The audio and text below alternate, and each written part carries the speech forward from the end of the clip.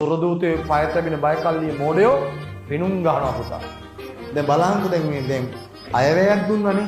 ඌට බයිනවා ජනාධිපතිට නේද? ඌගේ අම්මා මතක් කරනවා. හැබැයි පොර ගිහිල්ලා ජාත්‍යන්තරෙට කිව්වා මේ ලෝකේ ඉන්න හොඳම මිනිස්සු ඉන්නේ කොහෙද කියලා. ලංකාවේ කියලා. ලැජ්ජයි. ඌගේ හත්මුතු ජනාධිපතිවරගේ හත්මුතු පරම්පරාව මතක් කරනවා එකගේ. බොත්තම දාන විදියත් හොයනවා. හැම ලබ්බක්ම හොයලා පුතා තියරලා පද කුණුවර ඔක්කොම කියනවා. හැබැයි රෝග රාජානාග සමුළුද කියන ලෝකේ ඉන්න හොඳ මිනිස්සු ලංකාවේ මගේ රටේ ගැනම රාජා. ලැජ්ජයි. ජනාධිපතිගේ බොත්තම ගැන කතා කරනවා.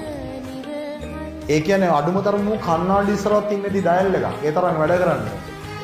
ඒකත් විවේචනය කරා බොත්ත මුලින් දැම්මේ යටින්ද දැම්මේ කියලා. එක බල්ලෙක් කතා කරන්නේ වුන් කැප කරපු කැපකරිය. ජනාධිපතිගේ වැශීෂ්‍ය අඩු කරපුවා කතා කරේ නැහැ.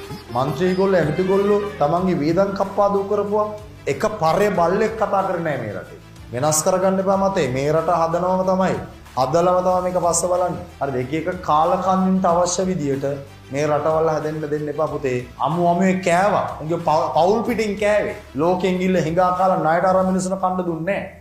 අපි හිඟන්නු කරෙත් නැහැ, අපේ නායකාරයෝ කරෙත් නැහැ. අන්න ඒ වචන ටික මතක තියාගන්න. ඔයාලගේ ඔය අතරතුර පණිවිඩෙත් හරියට දෙන්න. බැල් නේද? ඒ නිසා මෙන්න මේ නායකයෝ තමන්ගේ කැපකිරීම කළා. හරි විශාල කැපකිරීම මේ මිනිස්සු කරනවා. මොකද අපි දකින්නවලවනේ යථාර්ථය.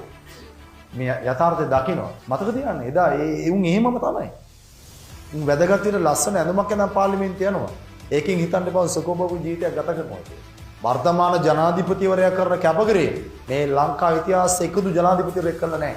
ඔහුගේ වැශීෂ්‍ය කප්පාදු කරමින් හැමදේම කැපකිරීම කරගෙන. අදටත් වන්දන ෂර්ට් ළමවට ලැබෙන තෑගි. ඔව් තියාගන්න. ඌගේ බොත්තම හොයන උඩට යටද කියලා. පොරා කෑවේ නැහැ උන් එක්කවත්. පටන් ගත්ත දවසේම ඔහකම නවත්තලා තියෙනවා. සුරදූතේ පය තැබෙන බයකල්ලිය මොඩයෝ පිනුම් ගහනවා පුතා. නිහඬ වෙටියොත් වෙන්නේ ඒකයි අපි. ඒ නිසා අපේ අඬ ආයි අපි අවදි කරන්න ඕන කාලය ඇවිල්ලා තියෙනවා. මේක රැක ගන්න ඕන මේ අපේ ආණ්ඩුව.